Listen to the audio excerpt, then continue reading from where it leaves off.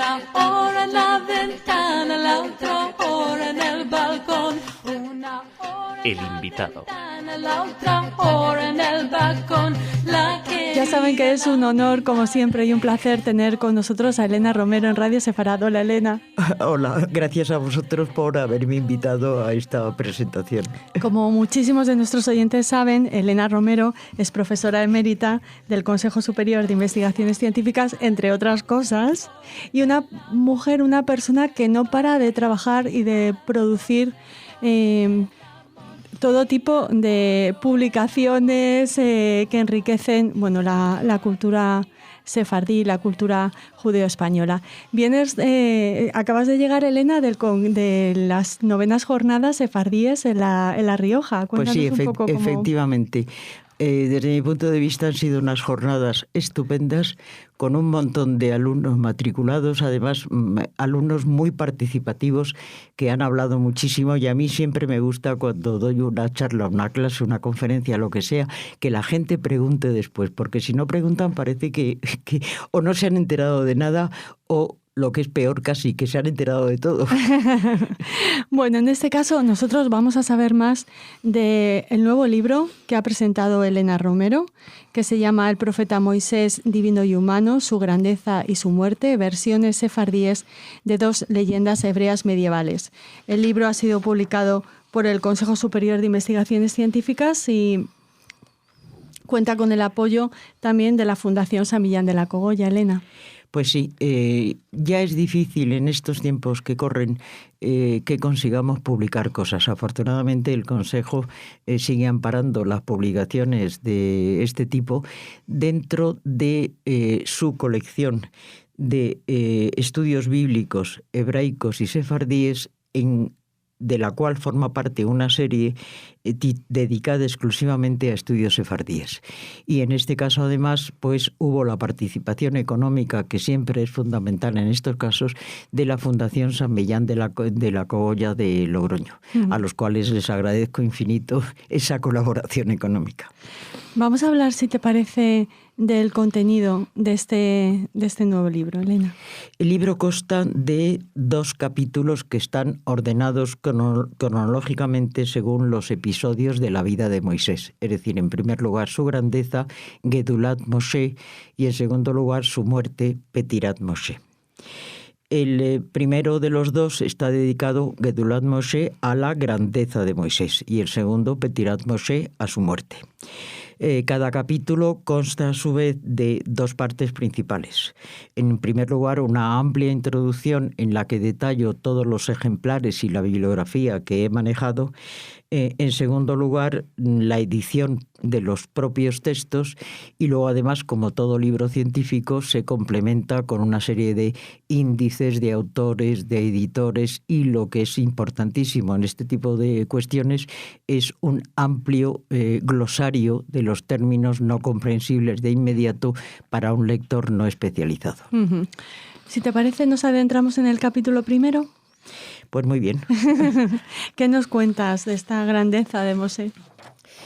Bien, ¿cuál es el tema? Como se ha dicho al principio, esta se trata de leyendas basadas en textos hebreos. Entonces, lo primero que hay que pensar es en el origen de estos textos hebreos. En cuanto a la grandeza de Moisés, ya hace muchos años, en mi libro La ley y la leyenda, dije al respecto, y en este caso voy a leer para precisar: relato agádico que refiere cómo Moisés se hace merecedor de ser llevado a los cielos, cuyos 7 niveles recorre, y cómo después se le muestran a sí mismo el Gehinam, es decir, el infierno y el paraíso.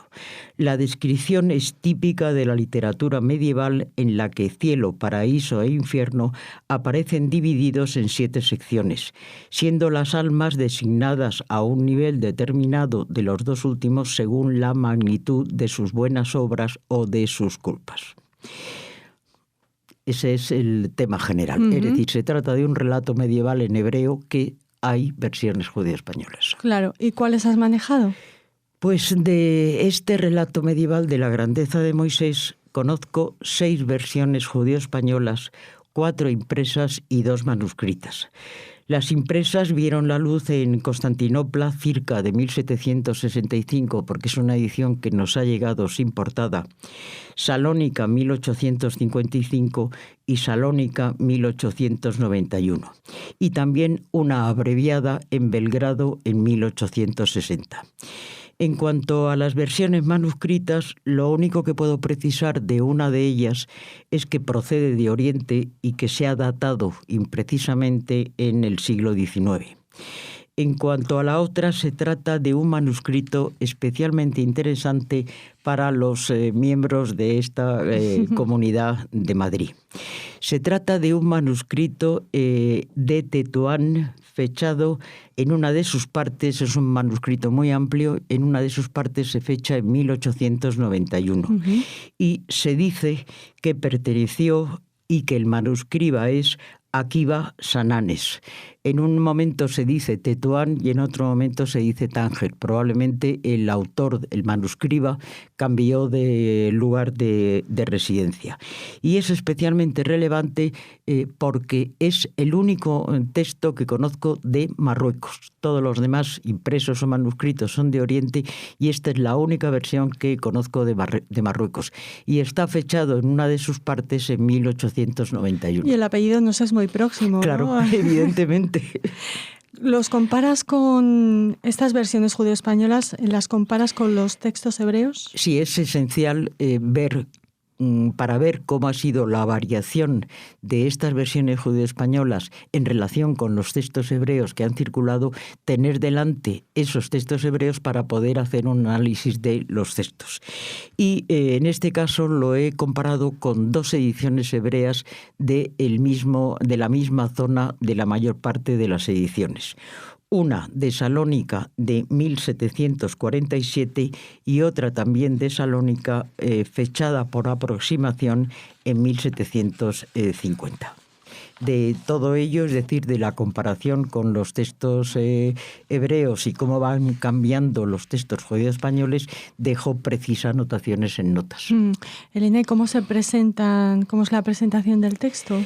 Sí, decidí segmentar el texto mediante epígrafes para ir mostrándole al lector con mayor facilidad cuál es el cambio que se van presentando en los distintos episodios de la narración.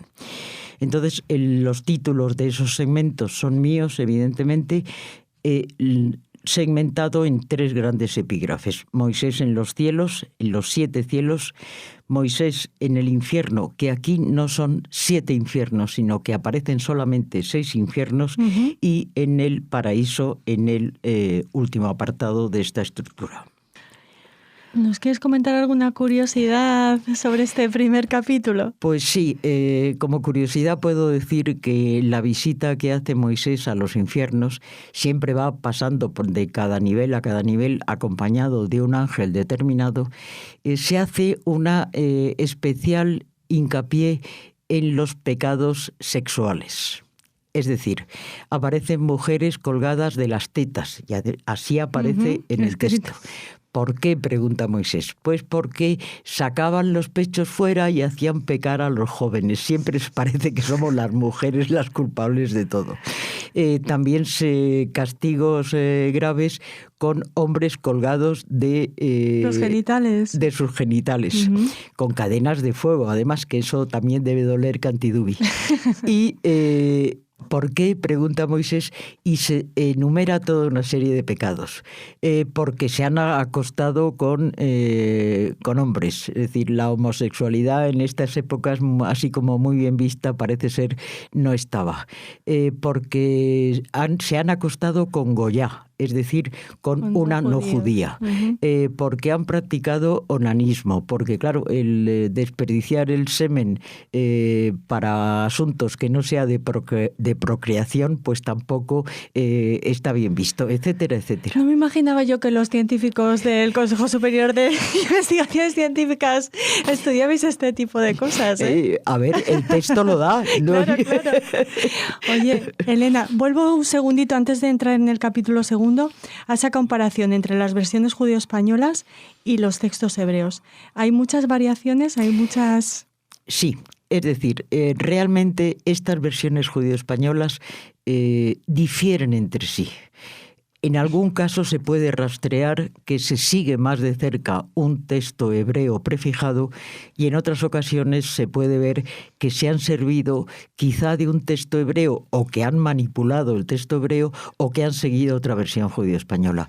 Yo siempre procuro hacer en estos casos un árbol de versiones y evidentemente cuando tengo claro que una versión depende de otra, en ese caso el texto de esa versión aparece en variantes, no lo edito completo.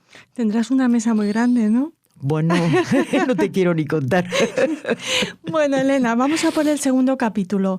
Vamos a hacer como con el primero, te pregunto por el tema y origen. Sí, se trata también de un relato de origen medieval que los especialistas en literatura hebrea lo han datado aproximadamente hacia el siglo VIII. Y se puede considerar la muerte de Moisés como la última etapa de un libro que se publicó en Venecia, primero en Constantinopla en 1516 y luego en Venecia 1544, y esta es la versión hebrea que he manejado para la comparación de los textos, que habla sobre la vida de Moisés en su conjunto. O sea, este sería el último episodio de esa historia de Moisés. Y también has manejado versiones judío-españolas, claro. Por supuesto, claro. En este caso son 5 las versiones judío-españolas que han llegado a mis manos. 4 impresas y una manuscrita, a la que he añadido además 2 coplas sefardíes que hablan del tema. Luego recogeré la cuestión. De estas versiones judío-españolas del texto en prosa constituyen también traducciones diferentes y se publicaron en Constantinopla en 1763, Salónica 1900 y Burgas en Bulgaria en 1919. Y después conozco también una versión muy resumida del texto que apareció en Constantinopla 1886.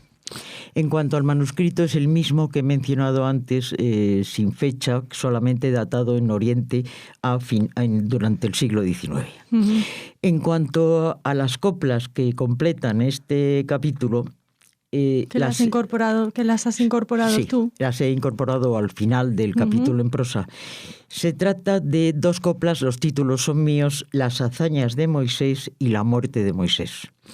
La primera procede de un manuscrito aljamiado que, escrito al parecer por Moshe HaKohen, que fue cantante Hazán de sinagoga en Sarajevo y luego se trasladó a Venecia hacia 1702.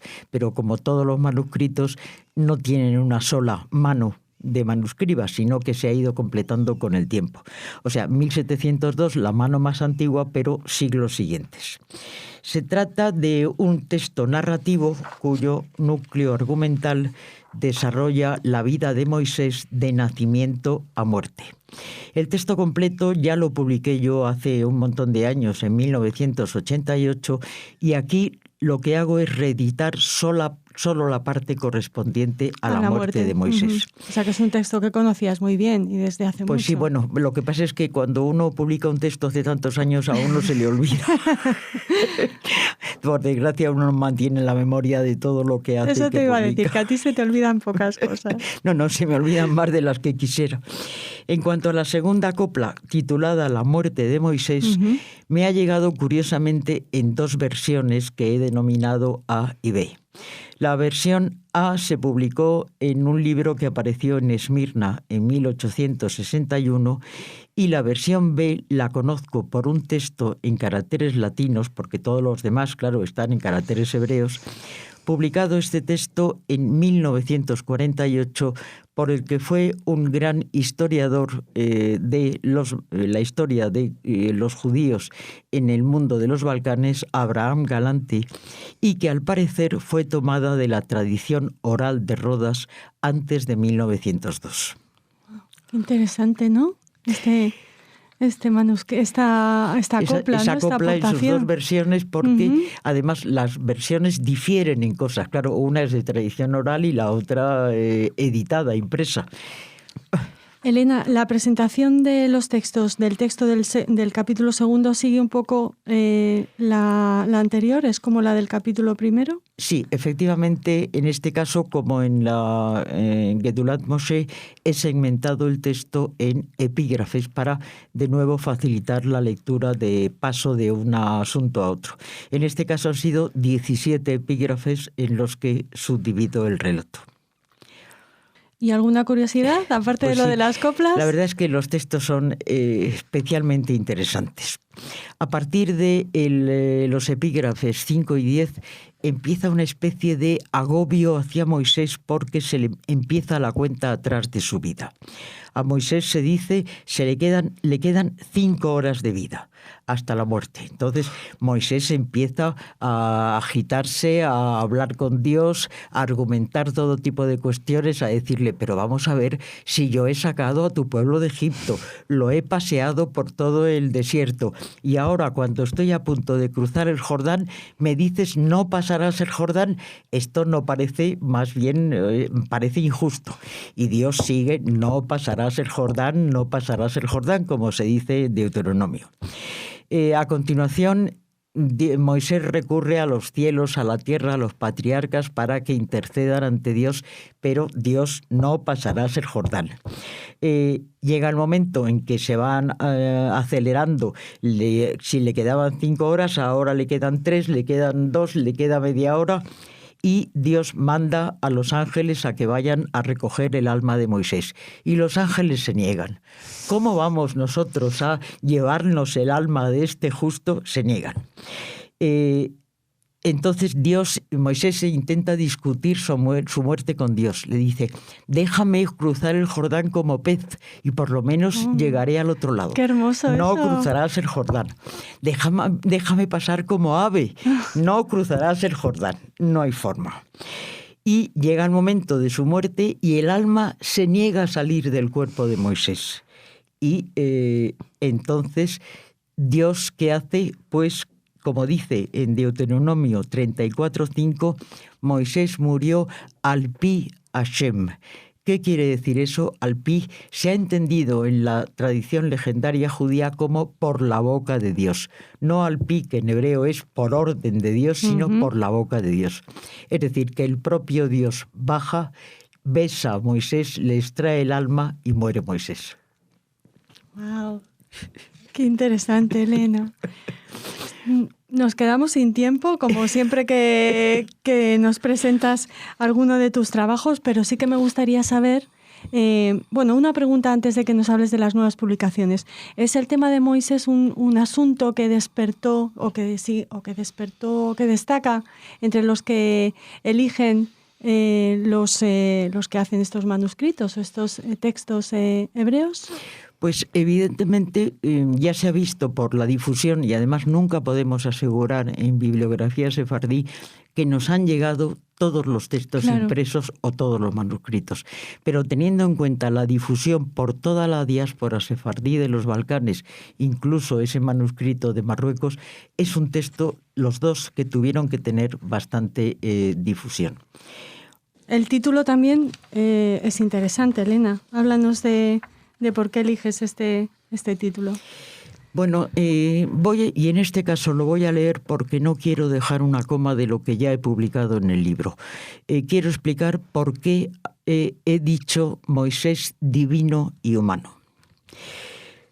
Los dos Midrashim, el Gedulat Moshe y Petirat Moshe, se refieren, claro está, ambos a Moisés. Pero nos lo muestran en dos facetas muy diferentes. En Gedulat Moshe, la grandeza de Moisés, se nos pinta un personaje que ha merecido, gracias a sus cualidades, que Dios le conceda la grandeza de pasearse en vida por los cielos, los infiernos y el paraíso, lo que lo asemeja a un ser divino capaz de confraternizar con los ángeles más relevantes. Sin embargo, no deja de parecernos este Moisés una especie de muñeco manipulado por los designios divinos y a merced de los ángeles que le conducen de un lugar a otro. Su papel es más bien pasivo y solo se limita a dejarse llevar y a hacer unas, por otra parte, previsibles preguntas. Como si careciera de sentimientos humanos, no parece aterrado ante las terribles penas que en el infierno se inflige a los malvados y tampoco parece rebosar de alegría ante los premios que reciben los justos en el paraíso. Es obvio que el propósito del relato es admonitivo, para mostrar a todos los seres humanos lo que les espera tras la muerte, según haya sido su conducta en la tierra. Así pues, el que sea Moisés quien sirve para mostrar esas situaciones del mundo futuro parece irrelevante y el desconocido autor del relato podía haber elegido para tal función a cualquier otro personaje importante del mundo cultural y espiritual judío. Cosa muy distinta es el Moisés protagonista del otro Midrash, la muerte de Moisés. Aquí se nos muestra a un ser humano pleno de emociones, como salvando las distancias cualquiera de nosotros. Sus reacciones ante el anuncio de que le ha llegado su hora nos resultan familiares y también nos parecen válidos sus argumentos ante un Dios que se muestra inflexible. El Dios que, según se nos dice en otras leyendas judías, ha permitido la entrada en el paraíso de un buen número de vivos sin pasar por el trance de la muerte, pero se niega a escuchar las súplicas de Moisés. Y lo que aún parece más cruel, ya no es solo que Dios decrete su muerte, lo que hace para mostrar a todos los seres que este es un trance ineludible decretado desde Adán, sino que su sentencia llega en el peor momento para Moisés, ya que Dios no le deja entrar vivo en la tierra de Israel, ni como ser humano, ni como animal, dejándolo plantado a orillas del Jordán. Resultan conmovedoras las argucias de Moisés para convencer a Dios y cómo recurre en busca de ayuda a cielos y tierra. El también desconocido autor del texto, y según mi opinión, ha logrado que el lector se sienta partícipe de las angustias de Moisés y que apoye sus bien elaborados argumentos en sus discusiones con Dios, discusiones en las que también participa el alma de Moisés, negándose a que le aparten de su cuerpo. Creo que con estas palabras he justificado cuál es mi acercamiento como lector a los dos textos y por ende a qué obedece el título que he dado al libro. Y porque nos va a interesar muchísimo esta nueva publicación de Elena, que a la que van a seguir pronto, me imagino, algunas, porque eres muy prolífica. Cuéntanos. Bueno, en este caso acabo de publicar también en Sefarad, en el último número de Sefarad. Los interesados se lo pueden bajar de la red porque Sefarad se sube a internet ahora. Un artículo sobre los cafés cantantes de Salónica a finales del siglo XIX y principios del XX. Porque hay un autor sefardí que escribe unas crónicas en verso sobre las actuaciones de los cafés cantantes, que son absolutamente divertidas e increíbles. Y luego acabo de dar el tírese a la edición de lo que fue el Congreso de Madrid de Estudios Sefardíes de junio del 2014, que va a salir antes de que acabe el año. Muy bien, pero ahora les recomendamos El profeta Moisés, divino y humano, su grandeza y su muerte, versiones sefardíes de dos leyendas hebreas medievales que Elena Romero presentó en Centro Sefarad Israel y que hemos tenido la suerte de que también lo haga aquí en Radio Sefarad. Muchísimas gracias, Elena. Muchísimas gracias a vosotros.